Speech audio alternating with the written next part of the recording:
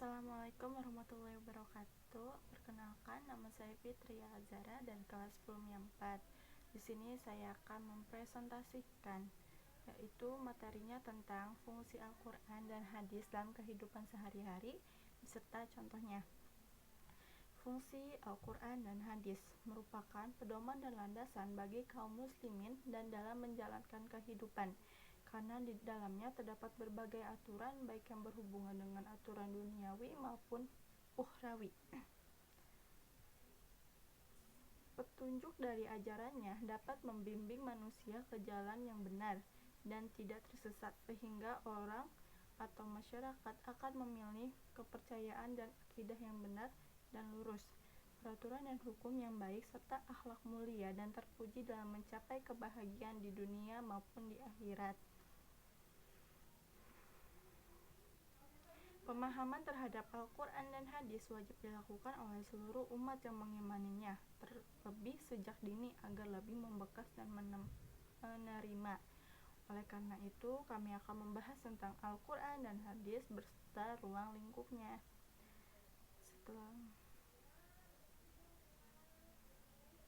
Pengertian dan fungsi diturunkannya Al-Quran. Pengertian Al-Quran. Menurut bahasa, Al-Quran itu berarti bacaan atau dibaca, sebagai yang tercantum dalam Quran surat Al-Qiyamah ayat 17-18, yang artinya yaitu sesungguhnya kami akan mengumpulkan di dalam dan membacakannya. Apabila kami telah selesai membacakannya, maka ikutilah bacaannya itu. Quran surat Al-Qiyamah ayat 17-18. Adapun menurut istilah, Al-Quran adalah kalam Allah yang diturunkan kepada Nabi Muhammad melalui malaikat Jibril yang dihimpun dalam mushaf yang merupakan mukjizat Nabi Muhammad, dan bagi yang membacanya merupakan perbuatan ibadah.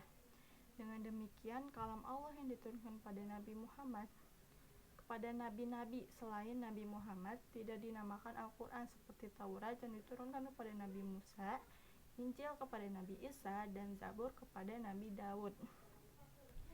Adapun nama-nama Al-Quran, selain nama Al-Quran, Allah juga memberikan nama lain bagi kitabnya yang terdapat juga dalam Quran. Ayat-ayat Al-Quran yaitu sebagai berikut. Nama-nama Al-Qurannya diantaranya ada Al-Kitab, Al-Furqan, dan Az-Zikr. Al-Kitab itu Alkitab atau Kitabullah, yaitu kitab Allah. Al-Furqan artinya pembeda, yaitu sebagai pembeda antara yang benar dan yang salah.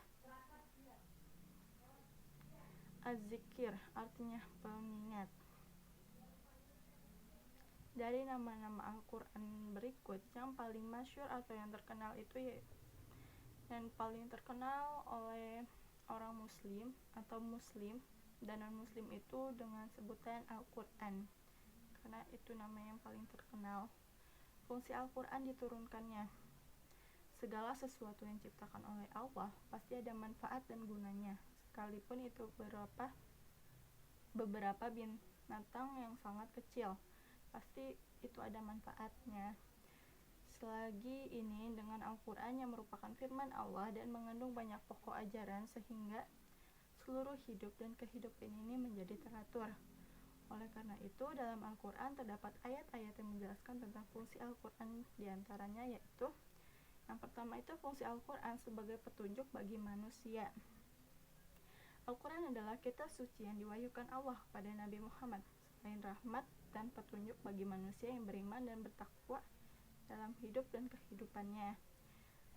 Sebagaimana firman Allah dalam Quran surat Al-A'raf ayat 52 yang artinya, sungguh kami telah mendatangkan sebuah kitab Al-Quran pada mereka yang kami jelaskan atas dasar pengetahuan sebagai petunjuk dan rahmat bagi orang-orang yang beriman. Quran surat Al-A'raf ayat 52. Hal ini dapat terlihat bagi siapa saja manusia mengikuti petunjuk Al-Quran akan mendapatkan kemuliaan, kejayaan, keselamatan, dan kebahagiaan baik di dunia maupun di akhirat. Contoh kecilnya apabila kamu berpergian ke suatu tempat untuk suatu tujuan, namun kamu tidak mengetahui jalan yang akan dilalui, maka saat itulah kamu pasti memerlukan sebuah petunjuk petunjuk arah yang kamu tuju, misalnya bertanya, terus melihat peta, atau meminta seseorang untuk mengantar kamu ke suatu tempat sehingga kamu tidak tersesat. Begitu pula fungsi Al-Quran terhadap umat manusia dapat mengantarkan ke arah tujuan, yaitu arah kebenaran dan kebahagiaan. Mempunyai keyakinan yang kuat terhadap Allah, bahkan Allah Maha Pemberi Petunjuk, dapat bersikap atau berakhlakul karimah dan merasa kasih sayang antar sesama. Yang kedua itu fungsi Al-Quran sebagai sumber pokok ajaran Islam. Fungsi Al-Quran sebagai sumber pokok ajaran Islam adalah Al-Quran. Sebab dari Al-Quranlah diambil segala pokok syariat dan dalil-dalil syar'i yang mencangkup seluruh aspek hukum bagi manusia dalam menjalankan hidup di dunia atau di akhirat. Adapun pokok-pokok ajaran yang ada di dalam Al-Quran, diantaranya itu akidah, ibadah, akhlak, hukum. Akidah, ibadah, akhlak, dan hukum. Akidah, keimanan, yaitu keyakinan bahwa Allah adalah maha segala-galanya, baik sifat atau zatnya. Keimanan memiliki 6 cangkup, yaitu iman kepada Allah, iman kepada malaikatnya, kitabnya, nabinya, rasul, hari akhir, qada dan qadar. Ibadah yaitu sebagai penghambat diri terhadap Allah dengan cara melaksanakan segala yang diperintahkannya dan menjauhi segala larangannya, baik berupa perkataan maupun perbuatan. 3. Akhlak, yaitu budi pekerti yang baik, yang menciptakan hubungan baik antara pribadi dengan pribadi, antara masyarakat dan sesamanya. Hukum, yaitu ketentuan-ketentuan yang mengatur hubungan manusia dengan Allah, hubungan manusia dengan manusia, hubungan manusia dengan alam. Adapun ayat Al-Quran yang menghubungkan dengan sumber pokok ajaran Islam yang tercantum dalam surah An-Nisa ayat 105, yang artinya, sungguh kami telah menurunkan kitab Al-Quran kepada Muhammad, membawa kebenaran agar engkau dapat mengadili antara manusia dengan apa yang telah diajarkan Allah kepadamu, dan jagalah engkau menjadi penentang orang yang tidak bersalah, karena membela orang-orang yang berkhianat. Quran Surat An-Nisa ayat 105. Yang ketiga itu pengajaran bagi manusia, maksudnya itu menjadi pengajaran sehingga manusia mengetahui jalan yang hak dan yang batil, antara yang benar dan yang sesat, dan lain sebagainya.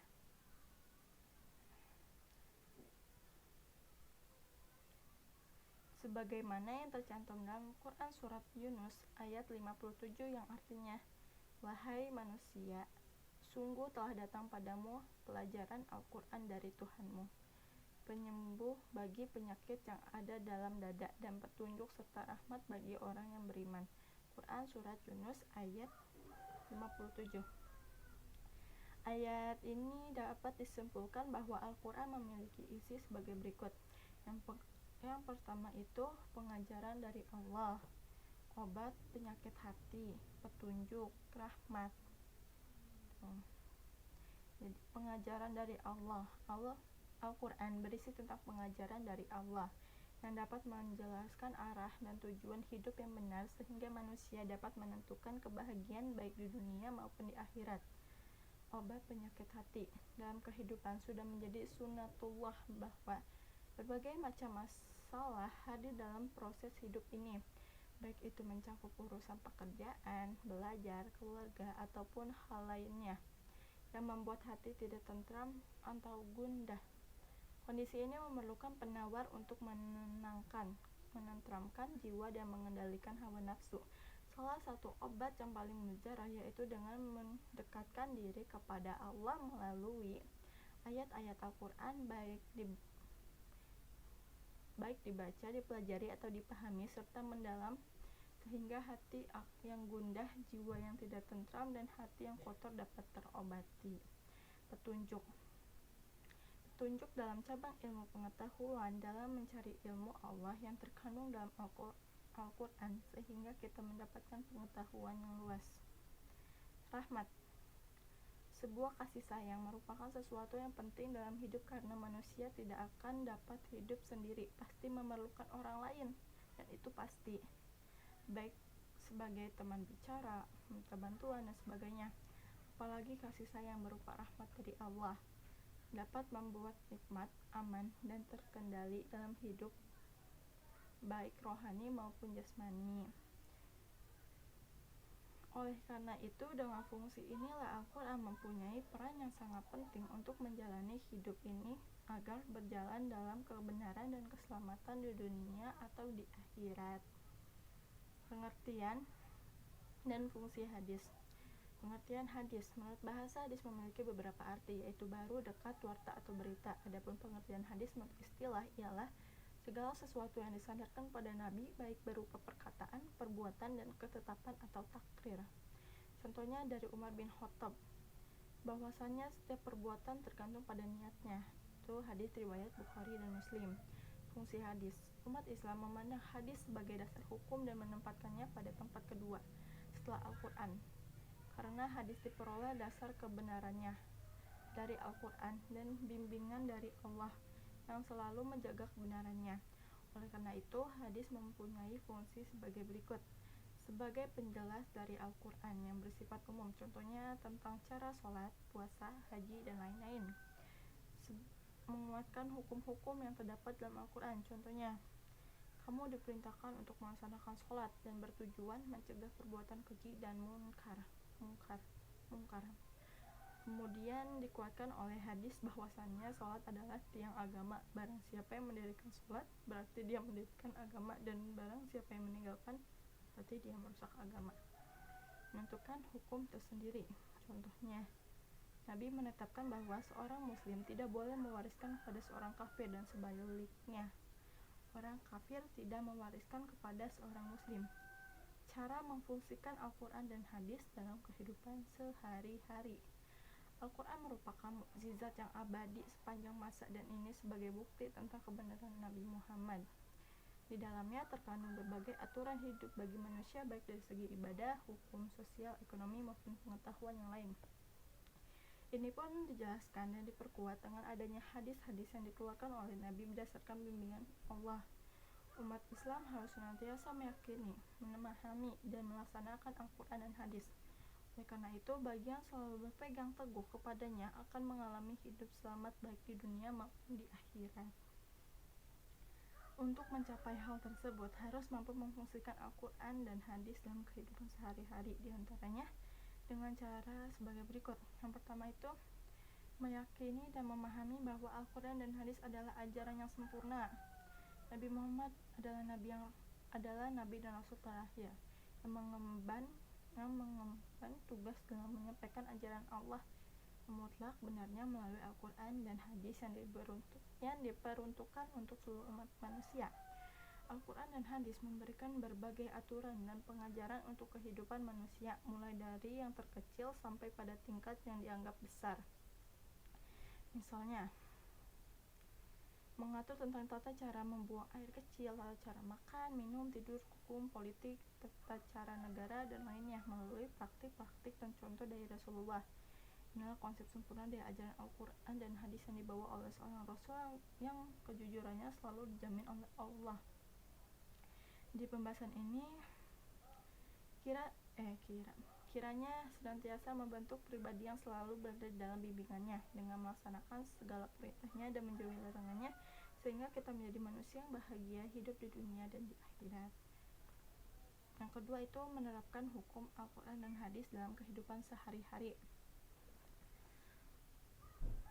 Al-Quran dan hadis sebagai standar kebenaran dalam melakukan aktivitas hidup, sehingga kita menjadi orang-orang yang selalu lurus dalam kebenaran itu dan mendapatkan kebaikan dari Allah. Misalnya, melakukan ibadah sholat berdasarkan perintah Al-Quran dengan melihat tata cara Rasul melakukannya. Saum, ibadah haji, pergaulan di masyarakat, atau tatanan hidup berbangsa dan bernegara. Penerapan Al-Quran dan hadis dalam hidup sehari-hari akan membentuk pribadi yang mulia dengan sikap sebagai berikut. Yang pertama, berlaku adil. Perilaku adil dapat diterapkan dalam kehidupan sehari-hari, yaitu dalam bentuk sebagai berikut nih. Adil dalam menentukan sikap sesuai dengan ajaran, adil dalam menerapkan hukum, adil dalam hidup, artinya menjaga keseimbangan hidup di dunia, adil dalam membelanjakan harta, adil dalam memberikan kesaksian.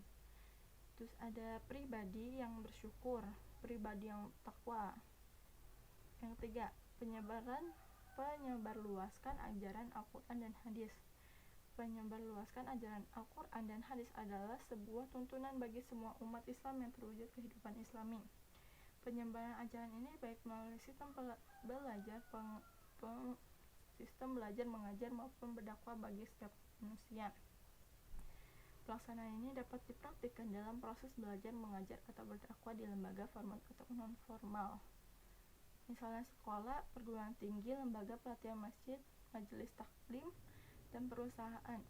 Upaya ini untuk mewujudkan agar dalam setiap segi kehidupan manusia terbimbing oleh ajaran Islam dan hadis. Bentuk pengajaran dan dakwah ini dapat berupa sebagai berikut: saling memberikan nasihat, mendukung setiap upaya dalam meningkatkan keimanan dan takwaan bagi manusia, bijaksana dalam bersikap, bertutur kata maupun berbuat, rela berkorban harta jiwa demi kepentingan ajaran Islam. Intisari fungsi Al-Quran dan hadis. Kaum muslim memiliki dua pedoman yang beraturan seluruh aspek kehidupan agar mendapatkan keselamatan di dunia dan di akhirat. Pedoman itu adalah Al-Quran dan hadis. Al-Quran dan hadis sebagai petunjuk, penjelas, dan pemisah. Al-Quran mempunyai nama yang lain yaitu Alkitab, Al-Furqan, dan Al-Zikr. Hadis berfungsi sebagai penjelas penguat Al-Quran dan penentu hukum sendiri. Cara yang dapat diterapkan untuk memfungsikan Al-Quran dan hadis dalam kehidupan sehari-hari sehingga kita mampu untuk menjadi orang yang berbimbing dalam kehidupan sehingga kita menjadi orang yang mendapat kebahagiaan baik di dunia maupun di akhirat.